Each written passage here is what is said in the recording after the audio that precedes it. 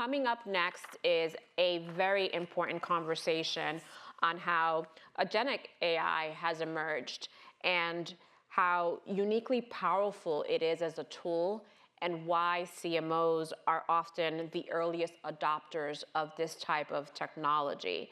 And the evolving relationship between the CIO and the CMO is one that garners good discussion, that is a necessary discussion. And so it is my pleasure to bring to the stage Federico Salvitti for a panel discussion. Thank you, Federico. Good morning, everyone. Can you guys hear me okay? Yes. Perfect, wonderful. There is a reason why I'm particularly excited about this conversation is because it's very close to my heart from a personal as well as a professional perspective. One of the hats that I wear with a lot of pride and love is being a professor at NYU. And a lot of the discussions that I have with my students is how to embrace technology. So when I hear colleagues saying things around the literacy around technology, I'm very hopeful for the future. Why? Because I'm a big believer that agentic artificial intelligence, agents in general, and generative AI have been the closest things to convenience that I have seen bringing people that are normally not that technical to technology. And that level of convenience, that level of intimacy that they start using it every day, it's almost one of the first URLs that they click on in the morning, creates and bridges that gap so that those discussions that are mainly focused on technology, maybe, but certainly on data, they are more normalized. They become the norm on a daily basis.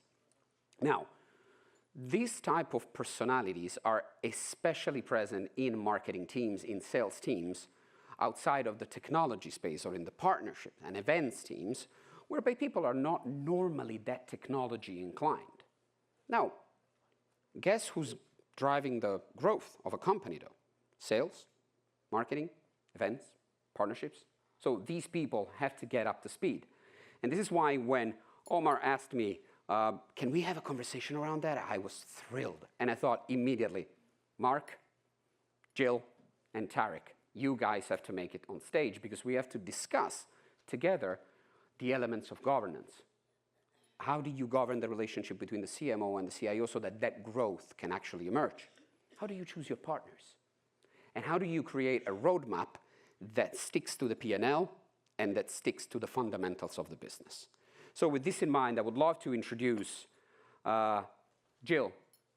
Would you love to please come on stage? I would love it if you can sit in the middle. Another fearless leader, Tariq. Come on stage. Can I say the story or should I not? Mark, as you come on stage, round of applause to this guy. The CTO of MintAI. If you want to know more stories about this guy, I would truly recommend you reach out to me and I'll tell you on the phone.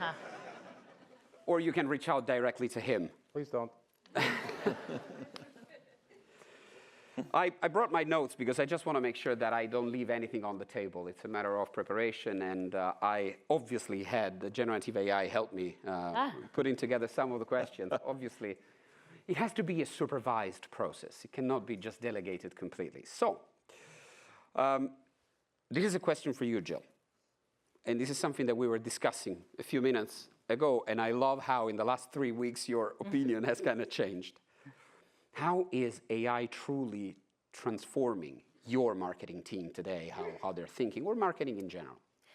Yeah, well, we were chatting before we stepped up here and discussing that as I was excitedly accepted Fede's invitation to do this. What I would have talked about 3 weeks ago is very different than what's on my mind today. And so, much of what's on my mind is similar to the things that we've been thinking about for the last year, which is what is the role of AI in facilitating a great customer experience for our clients while also thinking about the traditional things, how can we be more efficient? How can we create more content at scale? How can we get to know our customers better? How can AI help us on delivering the core of how we think about our strategies specific to a customer experience?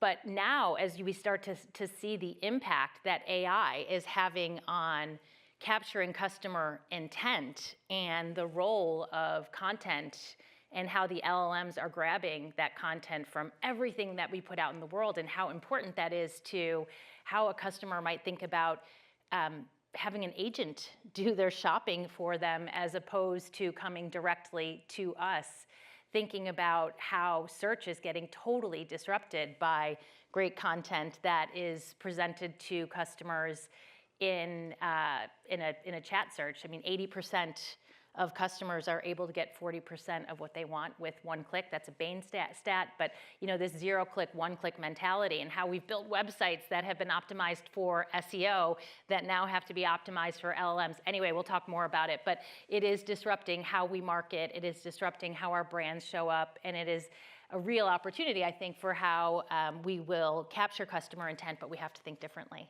I see. What is happening on your team, Tariq? Well, what's happening on my former team? Former. Yeah. No, look, I think that what Jill's talking about, and you'll notice both Jill and I, our responsibilities were not just marketing, but they were actually customer experience.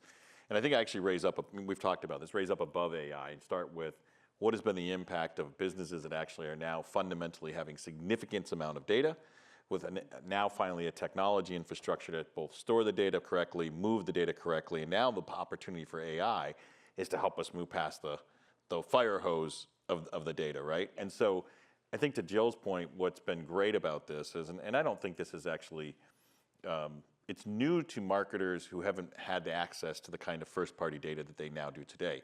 And the scale of those partners of who they can be is very different than that landscape looked like even 3 years ago, right? So if you think about my former industry in QSR space, an average check of $9 is now a business that is essentially going to be one of the largest consumer platforms in the world by 2027. When I left the organization, we were on scale to have 250 million known customers on the McDonald's app globally, right? So that fundamentally, to the comments that were made in the panel prior, that fundamentally turns you into a technology company. And then the question becomes, how do you leverage that data? How do you make choices around where to engage and prioritize against the growth and the strategy of the business? How do you apply it? Because the data can have us chasing a lot of things, and that's to Jill's point, like where do I focus? And then more importantly, who are you working with and the shared vision to try and achieve growth? Because at the end of the day, yes, marketing's job is to absolutely drive that growth, but it absolutely fundamentally cannot do it unless it's hand in glove with the CFO, the CIO, and frankly, increasingly the operational model, because the implications of the decisions we make also have an impact on that experience we're talking about. Yeah, absolutely. I mean, it really breaks down how we think about channel strategy and how all of that comes together. Absolutely. I was thinking when you guys were talking right now how agentic AI has become a buzzword these days, right? I heard it probably just this morning 7,500 times. And going back to a discussion that we were having during the preparation, there is an element of tactical work that needs to be done and strategic work that needs to be done. They cannot be done in isolation, I feel. And so one of the questions that I had after following up was, apart from buzzwords, what are really the use cases where we see AI really delivering growth outside of agentic itself? But then when I shared that question with Mark also had a very good point about statistical probability of what should actually be selected as one of the projects versus, what we originally thought. So what are some of the use cases? And then, Mark, I would love for you to also comment from your perspective. How should we even choose? Yeah, I mean, I think that just to zoom out for a second, I think clarity on what are the strategic priorities? What are we trying to achieve with our customers? What is going to drive growth? And then looking at how AI can accelerate the work that we've already stated is important to driving growth at an enterprise level. And so, an example we have we started on this journey and we were just trying to get people to do something with AI. And, like everyone, I think, you have the coalition of the willing who are leaning in, and then you've got the resistors, but then there wasn't enough structure around that. So then we put structure around kind of 6 priorities and use cases that we wanted to focus on, where we could then have some sort of governance and bring those to how we thought about the use cases specific to marketing and experience.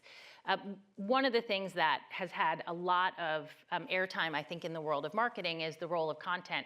And for our business, just really putting dynamic creative on steroids with AI is something that we're really bullish on and helped us significantly last year. I'm with H&R Block.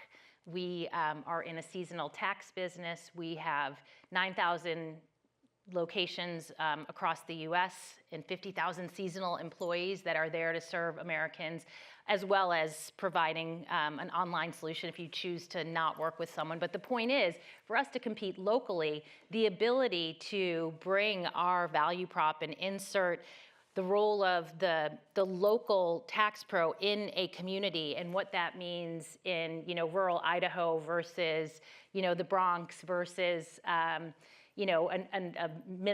medium-sized town somewhere in the US, to actually talk about where we are located, proximity, like from a proximity standpoint to your local McDonald's, your local Starbucks, as opposed to a generic messaging, which is true, which is most Americans are within 5 miles of an H&R Block, but that means something very different depending on where you are. And we've been able to sort of bring a local marketing approach to bear to kind of make that drive significantly more consideration and conversion into our retail stores. So, something like that, we were bullish on it. We had been experimenting with DCO. We looked at an opportunity for AI to really put that on steroids and have seen a lot of momentum with what that can do for us in the way of localizing creative. And now we can even, think about rural backgrounds versus urban backgrounds, and using our professional services, tax pro photography in really interesting ways. So the ability to just create content that feels really local and relevant is a use case that we prioritized and we're bullish on as an example. When we talk about content, from what you're saying, content is almost the symptom of all the data and the analysis that you've been doing to be able to select that piece of content at the right time in the right place. Well said. Tariq. But what you heard Jill say, which I think is the most critical point, she didn't start with AI. Yes. Right? She started with what is the opportunity or the business problem that you're trying to solve for. And I think, look, we've seen this movie before when the internet first came out. A lot of us stumbled around in the dark having fun, trying to figure out how we were going to use this crazy new tool to actually figure out what it was first, and then eventually drive business, and then eventually drive commerce, right? And so we've seen a little bit of this. The difference is the speed at which this is all taking place. You don't have quite the time to dance on the floor that we did on the decade it took us to figure out how to really put meaningful use to the nut. In my role at McDonald's, there were a couple areas. The most exciting place I got was actually in the experience space. It wasn't in, we were going to run quickly and put some of the elements in that Jill's talking about around content, but for us it was more about the experiential. And it was more about the integration of how you could leverage AI with the broader tech infrastructure and tech transformation we were making as a company. So moving the restaurants onto the cloud, and then understanding what we can start to get as signals from that, and then use AI as a predictor tool and reinforce the experience. So ultimately, the short answer for that is I finally have a tool that has people stop asking me why our ice cream machines are not working ever. Right? Because now the restaurant is on the cloud. We're starting to understand the data, and AI ultimately can provide me a predictability for when that machine may actually go down in the future, right?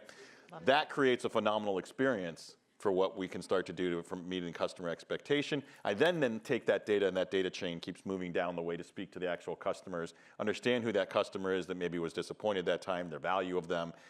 This changes the game considerably, right? We're a business that 90% of the country walks through the doors once a year.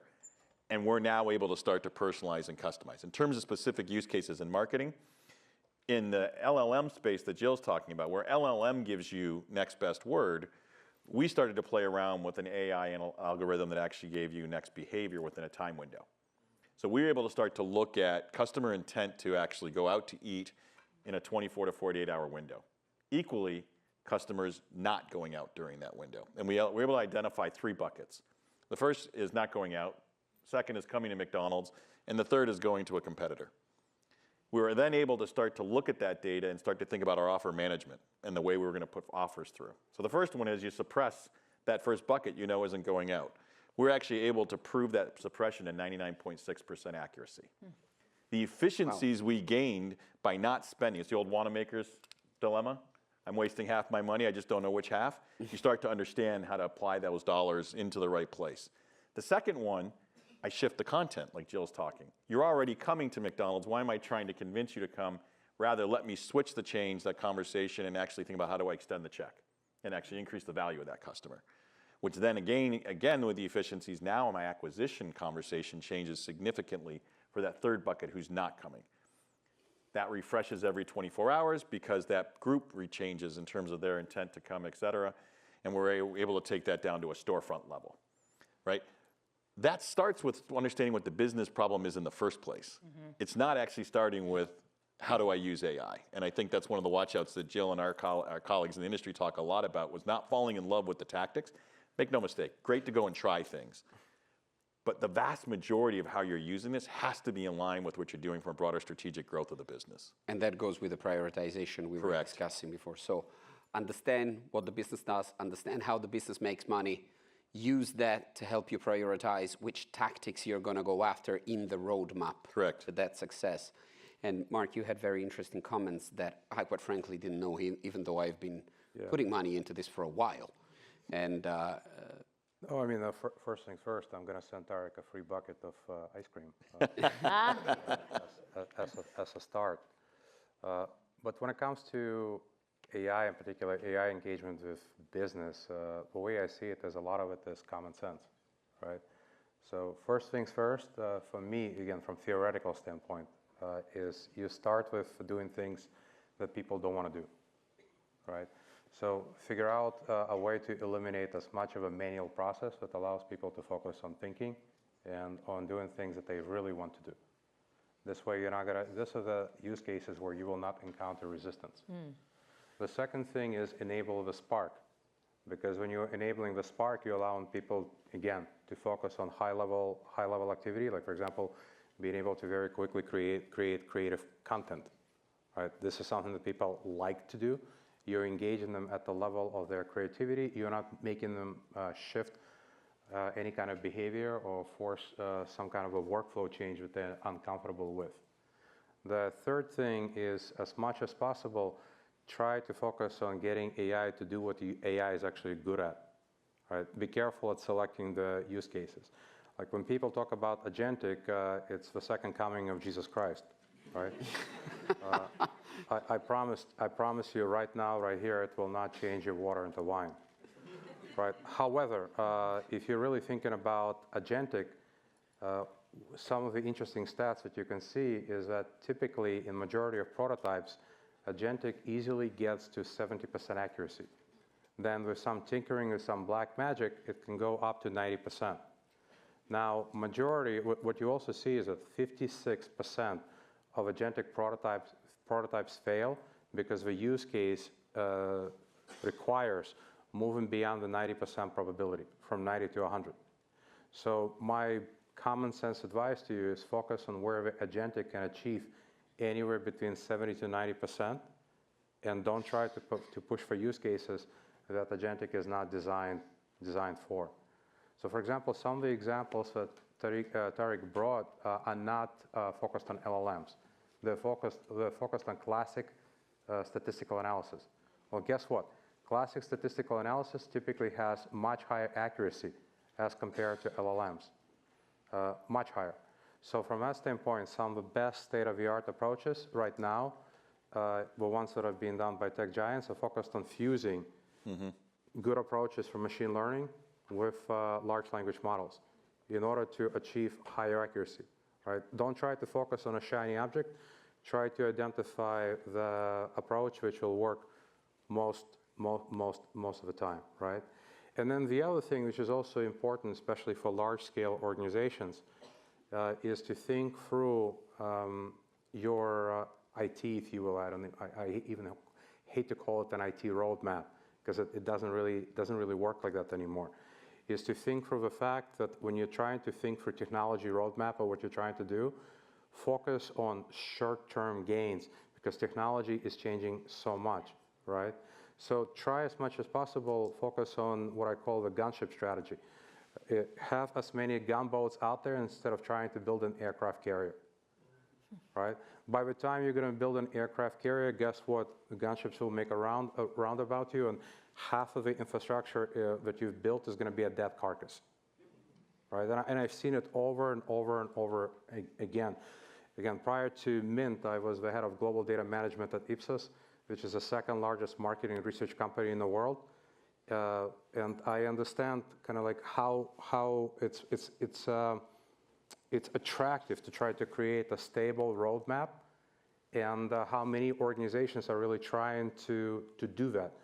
And unfortunately, that does require a certain change in mentality that you have to embrace. Otherwise, a lot of your investment is truly going to be lost. So again, those are basic common sense rules that I would recommend to anyone trying to kind of experiment with AI, that they're existing or new use cases. And I think in what you're describing right now, the change is so big that, of course, internal alliances, internal understanding, the alignment with the rest of the C-suite becomes extremely important. Well, there's a little bit there is about alignment, but also the other thing, which I think Jill and Tariq mentioned, is also change in organizational structure, right? So it used to be that what you saw was, if you will, here's a CMO, here's a CTO, here's a CIO organizations, and all of them are kind of trying to work with each other, and you still see a lot of it, right? But then the other thing that you also see, which is a different pattern, is you see a fusion, where marketing by itself has technical expertise inside of it, which makes it much easier for the technical experts to embrace the business rules instead of fighting over different priorities or trying to figure out how to sign the next peace treaty. And again, God knows I've seen that too. So you see the evolution of how organizations are created, and then to a degree, what you're seeing there, which is also really important, is simplification of governance rules, right? Where it used to be that, let's say, if somebody is building large language models, or if you will, some sophisticated AI algorithm, they have their own rules as to what the success is. And a lot of times those rules, or those dictionary rules, is inapplicable to people on a business side. So I can see a very proud engineer hypothetically holding their baby AI algorithm saying, here, I have given you the best thing ever. And the business person looks at it and says, what do you want me to do with this? Right, I'm sure some of you have experienced that in the past. I see some heads nodding here. So what you see here is, if you really want things to work, try to create common dictionary as to what defines success. Because God knows I can give you all the F1 measures, all the precision recall rules that are needed to understand LLM success based on engineering, but that's not really going to help your business colleagues. So coming up with a dictionary makes it better and makes it easier to define success, and then to be able to pivot if the success is not feasible. Pivoting, generally speaking, when we do these massive implementations that have such a big impact, of course, require a lot of vertical buy-in, let's say, from other parts of the business and management. Tariq, when we were chatting the other day, you were discussing the governance framework that you had and what Mark was saying just sparked that in my mind. Yeah, Can you talk us a little bit about Sure, I wouldn't even call it necessary. I'll come back to governance. Governance ends up even being an output of it. I think to Mark's point, you got to break the verticals down. We're no longer, these aren't even functional conversations that we're having. We happen to execute within our functions, but the starting point, right, is again, start with that business strategy. What are the priorities of the company? And to Mark's point, the way we were structured, my IT and financial partners were part of a working team, not verticals that I had to convince to come along, right? Reality is I could not achieve either in the past role where I was at Petco in the retail space, where we had to move data together to try and transition the business, or the growth we were trying to drive at McDonald's. I couldn't do that by developing a marketing plan and then going to IT and hoping they could build me something. Nor could I then turn around and figure out how to, shoehorn in my marketing plan into something that was developed with IT. We all have legacy issues we have to manage with, and that's not what I'm talking about. What we established at McDonald's was what were the things we needed to do to try and achieve our objectives as we went forward. As you can imagine, the list was long. And the dollars are not infinite, right? And you guys all go through these same things when you're trying to figure out what is the product roadmap, what are the dollars attached to it, what's the cadence of doing the work, what's the resourcing that goes behind it collectively, no matter what the function is. So for us, we had to prioritize, and it wasn't all necessarily on return, right? Because that's the other mistake sometimes we make, is we prioritize based on what we think the largest return will be. Those are important, don't get me wrong. But there are certain fundamental development areas you've also got to think about doing that enable that growth to get unlocked. So we developed the grocery list, so to speak, and then we drew the red line in terms of where the dollars, resources, and those were, and then it was prioritization. And then it was locking in cross-functionally that prioritization so that new work couldn't start up that wasn't linked to those priorities. And all of us deal with that. We have people who identify themselves to the work, and if that priority is deemed to be next tier, there's a fear that runs through an organization of people thinking, well, you're making me then not relevant. That's not accurate. We got to figure out how you move resources and start to function much more in a nimble fashion and move those resources around. Or we would make decisions, a new priority became important, one had to fall off, right? And enforce those decisions. But those decisions were made at a global leadership level, cross-functional, and updated and reviewed constantly. That formed a governance outcome, but the inputs were actually the business strategy and what the growth goals for the company were. Yeah. The governance becomes kind of the rules of engagement. The governance just keeps people on track, and it becomes the rules of engagement, and it becomes your KPI management process. But the work that goes up front is actually very strategic. Yeah, happy to build on that. I think that's exactly right. And when you're operating in a modern agile environment, you have the right teams at the table around building great experiences for the customer. And so kind of going back to what is the strategy, if you think about what you're trying to achieve for your customer, you're generally, at least the way that we're operating with agile squads, is you have someone from you've got the IT team in there, you've got the product team, we have our designers in there, and then we look at, well, what is the experience that we want to deliver for our clients? And all of those teams are really bought into, well, what is it going to take to do that? So another specific example, we're in the tax business, that's what we do, but what we're actually selling is expertise. We're selling the ease of doing it. We're selling setting the right expectations so you know what to expect in the way of time, cost, et cetera. And ultimately, because it's such a personal human relationship, we're selling empathy. So we look at, again, similarly, like what are the priorities, and specific to AI, like where can it help us? And one of the things that we were able to rally a lot of energy around, and this I think will make sense, is AI can really help us deliver more expertise more efficiently. And so as AI was becoming such a hot area of focus 2 years ago, the question we asked ourselves is, well, how can we bring more expertise to more clients? And we have an online solution, and when you decide you want to do your taxes, you want to start them and get them done and get the best possible outcome, get your money back. And we had layers of help within our online product. We had kind of traditional chat experience as a chat bot, and then we had chat customer service, and then you could pick up the phone and actually speak to someone. But you'd be surprised at the time of day that people decide to do their taxes. Americans are out there hustling, and they're embracing the gig economy, and people want to start to do their taxes at midnight, 2 in the morning, 5 in the morning, before the kids are off to school. And we are not a 24/7 call center, so we inserted a layer, an AI tax assist, which really leveraged the 70 years of knowledge, the over 900 million returns that we've done, everything we know about taxes, and created an AI tax assist that sits in between the chat bot, the chat interface, live interface, and calling the help desk to answer the majority of questions that come in through clients. And that helps provide a better experience for the client. It allows them to, go through the process and, abort less, and give us sort of, higher completions and higher satisfaction. So, similar, I think, example of you start with, what are the teams that are rallying around how technology creates great products and experience for clients around the most important things that you have to do. And so I think when we start there with what are our experience priorities, it's a lot easier to bring everyone who's touching those together. Yeah, Jill is bringing up a really good point. I mean, the way that she broke it apart is, if you think about it from kind of an abstract standpoint, you have 3 layers, right? You have a layer of data, or I would actually call it harmonized unified data, which gives kind of a historical perspective as to what do you have under the hood. Then you have a layer which is workflow, which is the series of business rules or expertise, as you mentioned, that are embedded and connected to the data. And then the third aspect is, if you don't mind, I'm just going to put words in your mouth here, is agentic, right?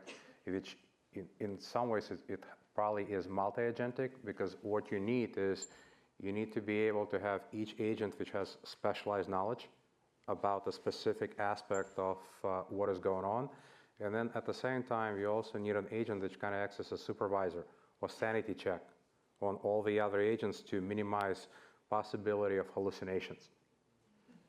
All right. My favorite stat of a year is something that McKinsey came out with 3 months ago, where they basically said that globally people lost roughly $46 billion as a result of making economic decisions based on hallucinations. Okay. Right? Yeah, ultimately, Fedi, what Mark's getting to is, as you think about moving across the organization, you're hearing us talk about what is the implication on educating your people, what's the structure that then has to support that, and then what's the ways of working that go with it. All of those fundamentally have to be challenged and reviewed. Because if you put these structures in place, but you're not actually, I thought the session before was doing a great job talking about the technology and technical literacy that's required inside of an organization. You know, in our case, that meant all the way down to the storefront and the back kitchen of a restaurant. So thinking about the employee literacy for those who are serving in the restaurants, not just your corporate organization. So what is that entire infrastructure of understanding that has to take place in an organization? What's the structure to do the work differently? And again, I'll stay in the restaurant for a second. For us, that structure meant the more we got someone onto their phone or onto a kiosk, the less I needed a person at the front counter. The more I have you ordering and paying for yourself, the less I need that person there.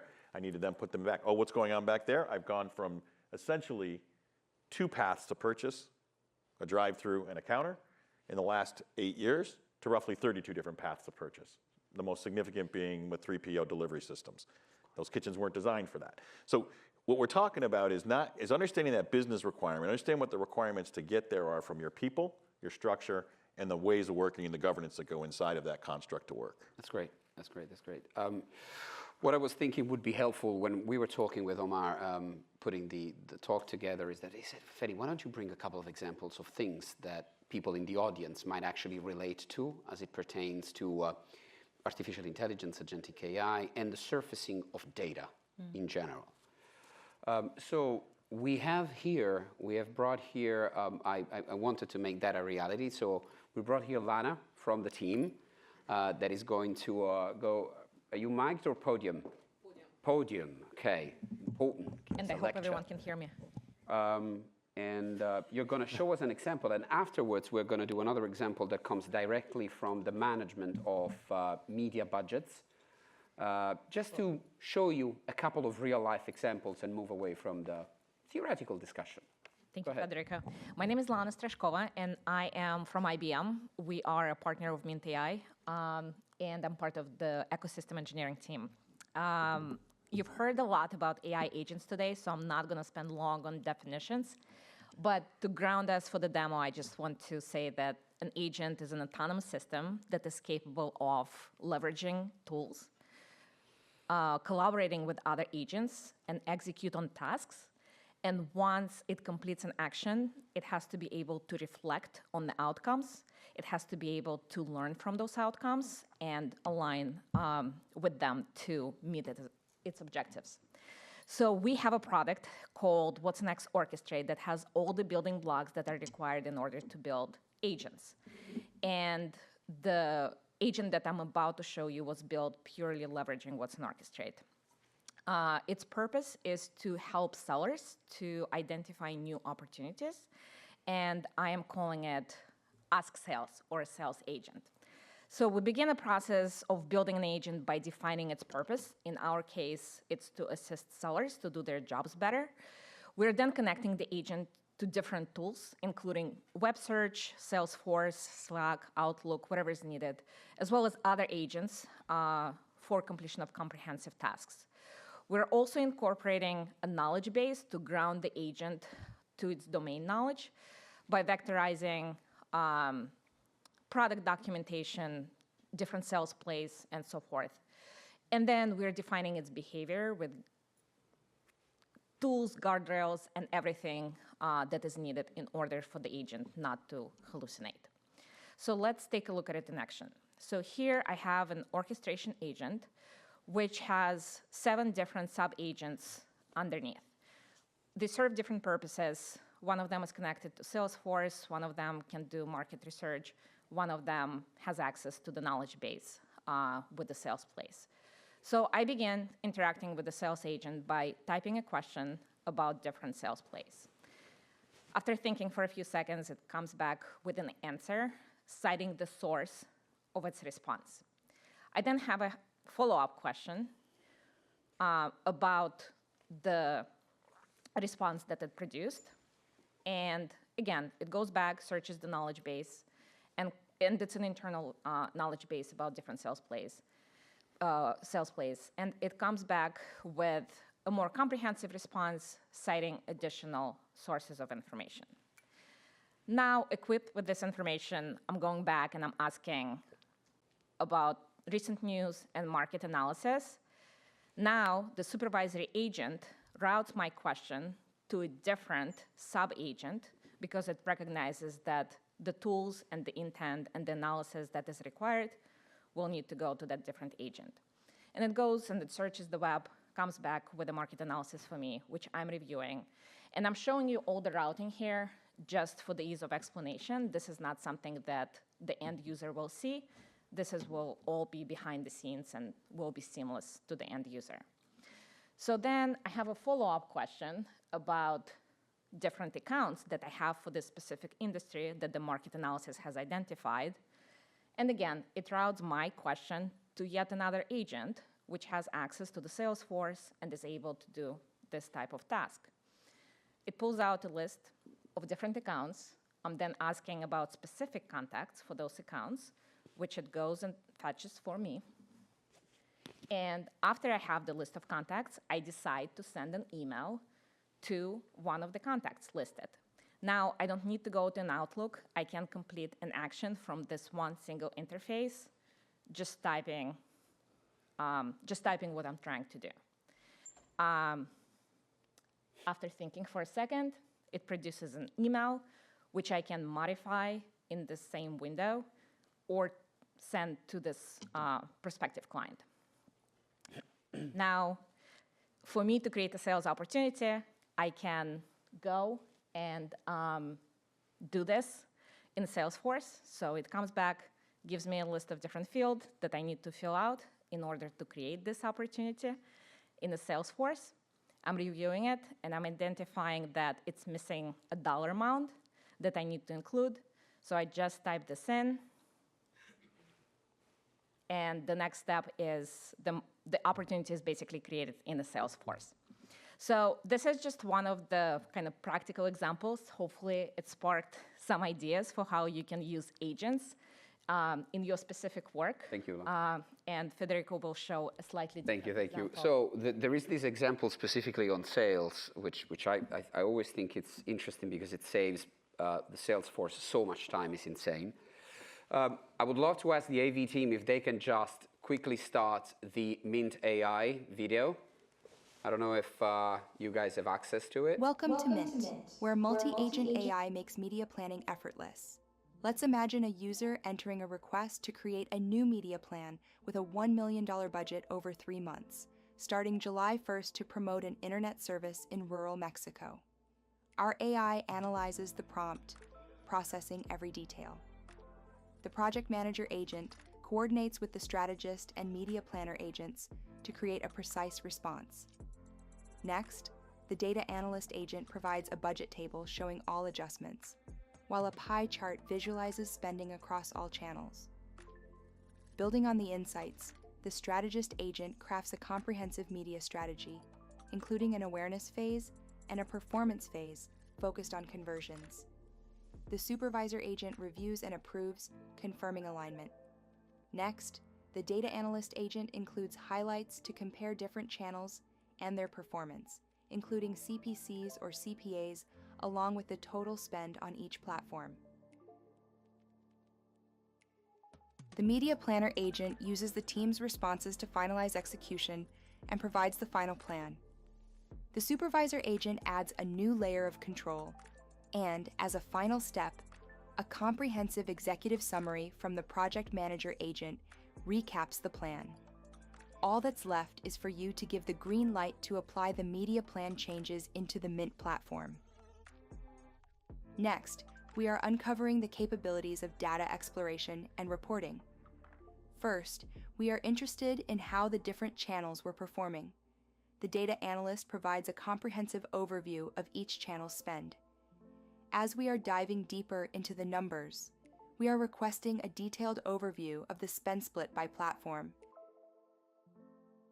The data analyst provides not only the numbers and a short summary, but also a table and graphs to easily digest the information.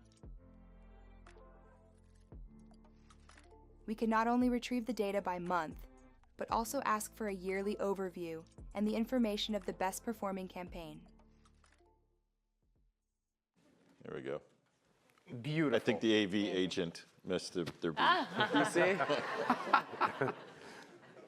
I'll work on it next. I want to thank everyone for your attention. I'm wondering if we have time for Q&A or should we just go to lunch? What do you guys think? Who wants to go to lunch by raise of hand? Everybody. Let's go to lunch. Okay, fair enough. Thank you very much for your time, everybody.